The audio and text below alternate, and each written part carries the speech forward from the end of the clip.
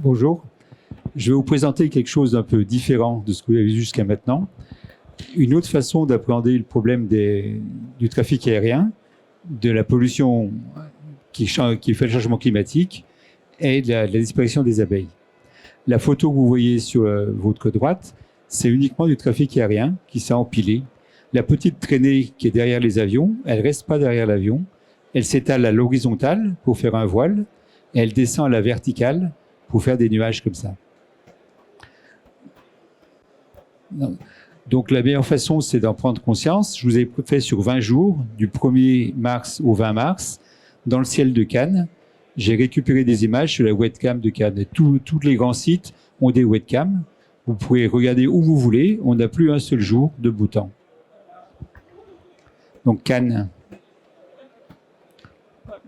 1, 2, 3, 4, 5, 6, 7, 8, 9, 10. Quelle que soit la météo, vous avez, même quand on a l'impression qu'il fait beau, c'est une impression de beau temps. Si vous regardez bien, c'est pas le ciel de Cannes, c'est un ciel bleu foireux. 11, 12, 13, 14, 15, 16. Même ici, vous voyez, j'ai pas la flèche, mais sur la montagne de droite, c'est là où il y avait eu les grosses intempéries le 23 septembre de l'année dernière. Ces nuages-là, ils y sont tous les jours. C'est le trafic aérien qui les fait. Et ça attend que ça se rencontre avec ce qui vient de la mer pour faire des dégâts. 17. Même là, si vous regardez à l'horizon, vous les voyez. 18, 19 et 20. Et donc, c'est comme ça tous les jours. Je prends des photos depuis le 1er janvier 2010. Tous les jours, à part 2-3 épisodes quand il y a eu le Covid, vous avez un ciel qui est de plus en plus encombré. Et la pluie et le beau temps, c'est ça qui fait le climat, bien avant le gaz carbonique. Ça, c'était la journée mondiale de l'eau de l'année dernière, pas celle de cette année. Les Corses avaient fait Corse Matin avait fait un grand article pour les jeunes. Vous avez le cycle de l'eau qui tourne tranquillement, évaporation, transport, condensation, retour. Et ils ont fait un gros treat, noyons les clichés autour de l'eau. Mais ils ont mis en avant que la quantité d'eau sur Terre ne varie jamais. Ça, c'était vrai avant. De la même façon que pour le gaz carbonique, qui est le cycle, on vous dit faites du biocarburant, vous rentrez dans le cycle naturel du gaz carbonique. Et le mauvais gaz carbonique, c'est celui qu'on a rajouté en allant chercher dans les profondeurs de la Terre des siècles passés et de balancer ce gaz carbonique dans le contemporain. Mais l'eau fait la même chose. Donc il faut prendre conscience que de la même façon qu'on rajoute du gaz carbonique, on rajoute de l'eau à l'eau. Parce qu'il y a une seule formule chimique, hydrocarbure, c'est hydrogène-carbone. Vous ajoutez de l'oxygène, inévitablement, et normalement indéniablement, vous faites du gaz carbonique et de l'eau. Par consensus, on a mis la moitié l'eau à la poubelle, mais dans la réalité, l'eau, elle y est. Et une fois qu'elle est produite, elle reste. Il faut donc trouver un moyen de voir où elle va et la traiter. Donc c'est de l'eau anthropique qui s'ajoute à l'évaporation naturelle. Donc j'avais présenté ça le 14 janvier 2017 à une grande rencontre sur le climat et la montagne.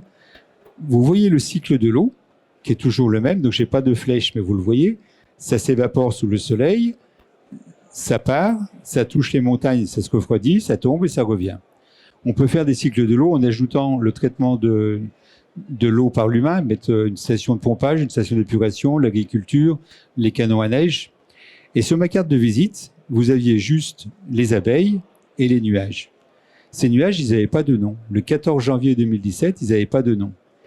Si vous vous rappelez vos souvenirs d'enfance ou si vous avez des enfants et qu'ils ont fait le cycle de l'eau, j'ai jamais vu un enfant dessiner un soleil voilé. Un enfant, il dessine le soleil avec des rayons. Les rayons du soleil ont disparu, pratiquement. Vous avez toujours, si vous prenez avec votre téléphone portable, vous verrez un ciel plus ou moins voilé, mais jamais un ciel net. Donc ça, c'est l'extension à l'horizontale, l'extension des traînées d'avions. finit par faire un voile qui fait comme un voile de plastique sur une serre de plastique. Et dessous, sous les couloirs aériens les plus importants, ça décante, ça s'agglomère, et ça finit par faire ces grands boudins qui sont le bâton dans le cycle de l'eau. Ça fait comme des bâtards d'eau.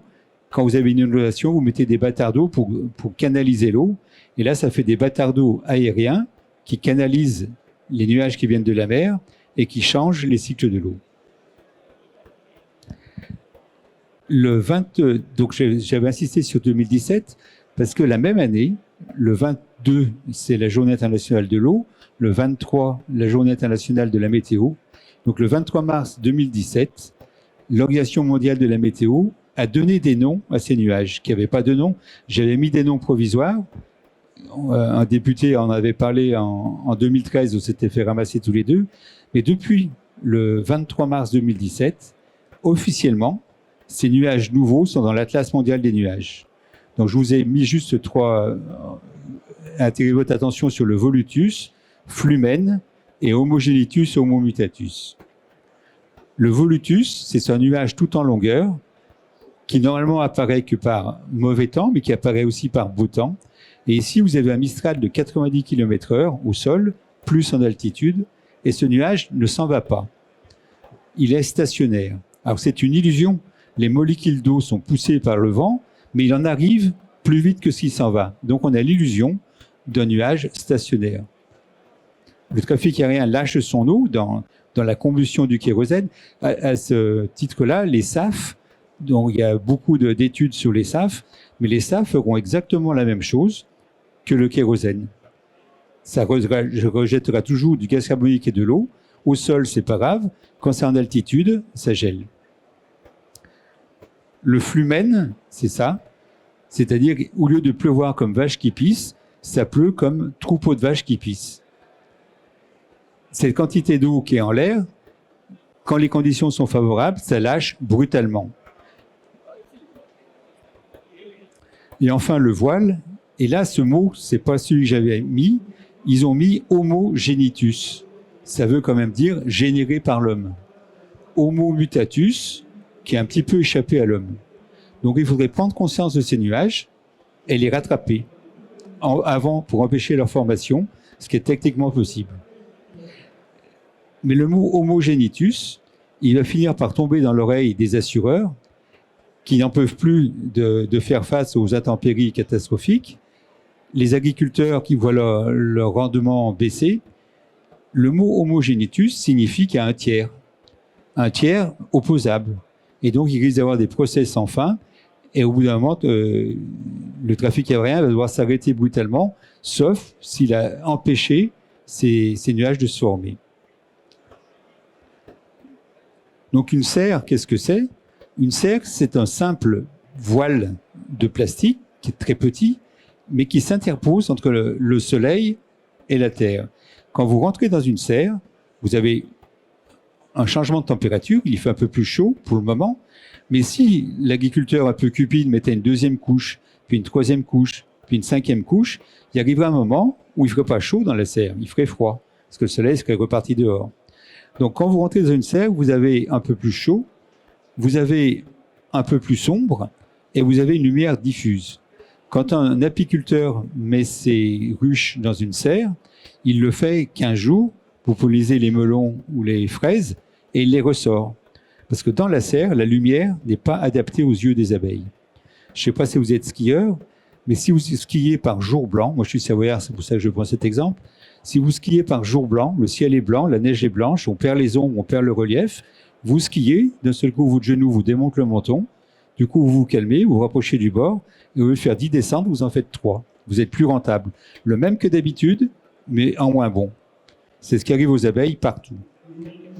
À l'extérieur de la serre, vous avez l'effet albédo. Le problème, c'est le greenwashing. Vous voyez, il y a des ruches qui sont là, il y a des panneaux solaires, et les centrales solaires disent on est au paradis des abeilles, on ne pollue pas, venez voir. Mais les abeilles, là-dedans, subissent une mauvaise lumière. Donc je suis savoyard, j'ai l'habitude de voir des abeilles sur la neige. Elle ne veut pas passer, ça y est. Ça donne ça. Au printemps, le souci, c'est quelque chose d'absolument certain. Toujours, ça marche toujours. L'orientation des abeilles, c'est toujours la même. Mais la nature a fait que des fois, c'est en leur faveur, des fois, c'est en leur défaveur. Leur défaveur, normalement, c'était ponctuel et local. Et maintenant, c'est devenu chronique et global. Donc, ce que je vous montre ici, c'est un phénomène parfaitement naturel.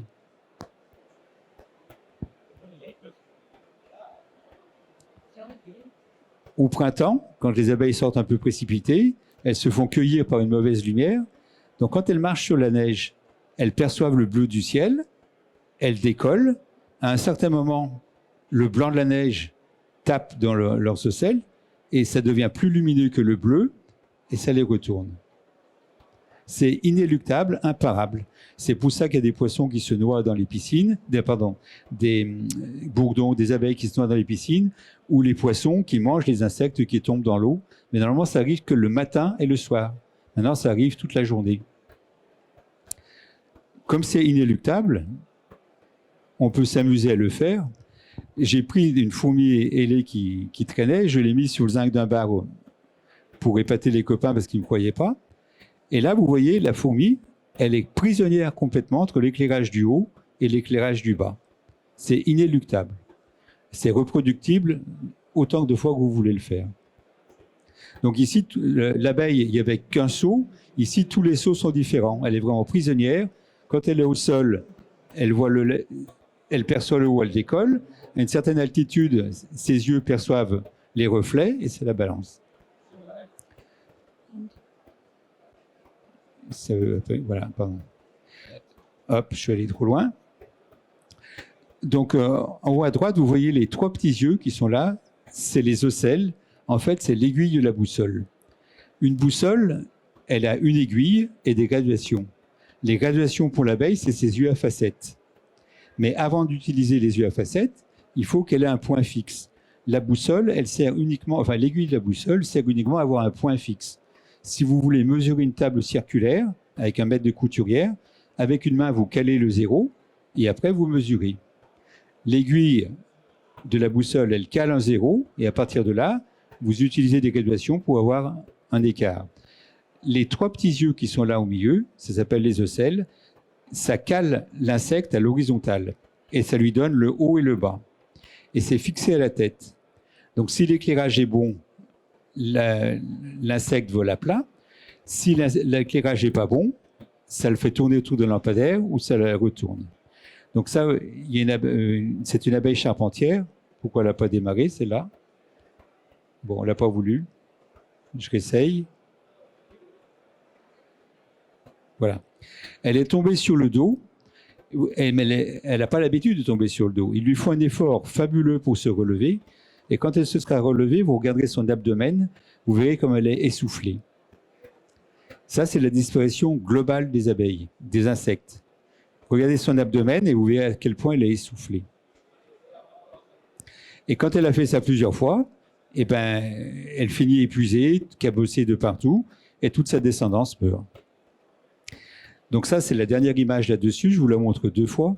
C'est un frelon japonais, le frelon géant, qui, au lieu d'attaquer un par un, comme un épervier, comme fait l'autre, il attaque en groupe.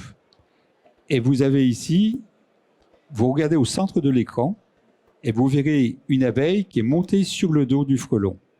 Vous allez me dire ce qu'elle fait. Vous voyez le frelon qui monte, il y a une petite abeille qui est dessus.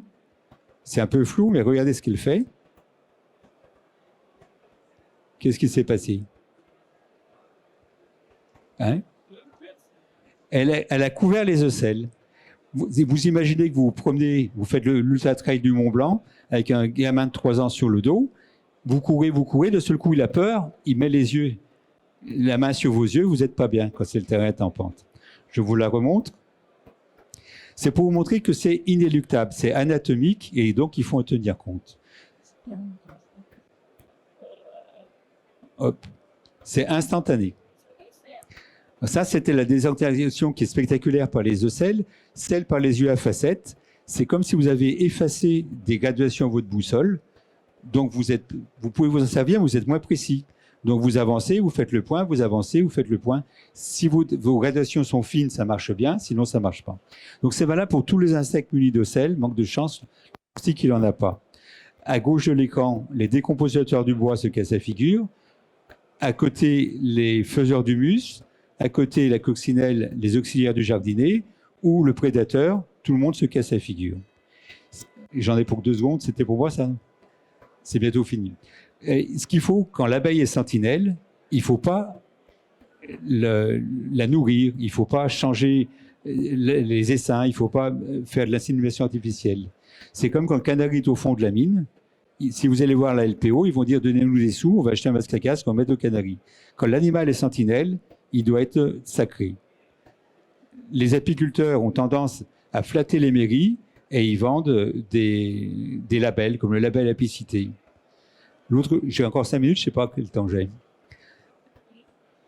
Pour revenir aux avions, quand il y a eu le Covid, il y avait un ciel bleu, les abeilles volaient bien. Et quand c'est revenu, on s'est dit peut-être que ce n'était pas que les avions, peut-être que c'était d'autres choses. Il y a eu, avant les avions, la période, en 2010, le volcan, je ne sais pas si vous vous rappelez, le grand volcan islandais. Donc j'avais pris des photos. Pendant le volcan, le ciel était bleu, mais un peu sale à cause des... Dès que le trafic aérien est revenu, les nuages sont revenus. En octobre de la même année, les avions volaient, mais toutes les raffineries vers Fos, tout ça, et même ailleurs en France, c'était arrêté par une grosse grève. Vous voyez au fond les tankers qui sont immobilisés. En vertical, les traînées d'avions sont capables de faire ça. Homogénitus, ça veut dire généré par l'homme. C'est bon. Généré par l'homme, donc présence potentielle d'un tiers opposable. Homogénitus, il y a ceux qui sont en l'air, qui sont vraiment de l'eau créée de la combustion. Et puis vous avez les centrales nucléaires ou pas nucléaires, les centrales thermiques, les tours de refroidissement, qui prennent de l'eau normale et qui la refroidissent. Ce qui est dangereux, c'est ce qui est au-dessus de notre tête. Donc vous avez un voile qui fait un soleil. Alors là, la caméra, elle n'est pas très bonne. Du coup, vous voyez la taille normale du soleil et le soleil géant. Ici, vous avez une lune. Il n'y a qu'une seule lune. La lune, elle est derrière le Mont Blanc. Et devant le Mont Blanc, ce que vous prenez en photo, si vous essayez de prendre la lune en photo, la lumière de la lune sur le voile de glace. Donc, elle paraît plus grande. Vous avez des nuages qui tombent. Donc ça, c'était l'extension horizontale. Maintenant, l'extension verticale. Vous avez des nuages qui tombent en se croisant. S'ils tombent et que vous êtes dedans, vous êtes dans un brouillard pas possible et ça surprend le meilleur des randonneurs. Ils peuvent tomber en se croisant. Ils peuvent s'agglomérer. Au-dessus d'Annecy, une journée de grand beau temps, vous avez 2 nuages qui viennent du trafic aérien qui sont légèrement pas dans le même axe. Un autre jour avec une pression un peu moindre, une pression un peu moindre, ils sont très raides, menaçants, et là ils sont agglomérés, et dessous ils grêlent. Et c'est paru ça la semaine dernière, Annecy est devenue la ville la plus pluvieuse de France. Pas parce que le climat a changé, mais parce qu'il y a de l'eau qui se rajoute sans arrêt au-dessous. Il y a d'autres endroits où ils ne voient plus le soleil vraiment. Celui qui habite dessous, il est toujours à l'ombre. Juste après, il y a eu un épisode de grêle, et cet épisode de grêle, c'était des petits grêlons. Mais de temps en temps, vous voyez des grêlons énormes, mais qui sont faits de petits grêlons agglomérés. Météo France veut absolument que le seul nuage capable de faire de la grêle soit le cumulonimbus, le cumulonimbus vertical. Mais là, maintenant, vous en avez en horizontal. Je vous montre maintenant 20 images que j'ai prises moi. Je prends des photos du 1er janvier 2010. Oui, c'est bon, je les passe. Il y a 20 images. 1, 2.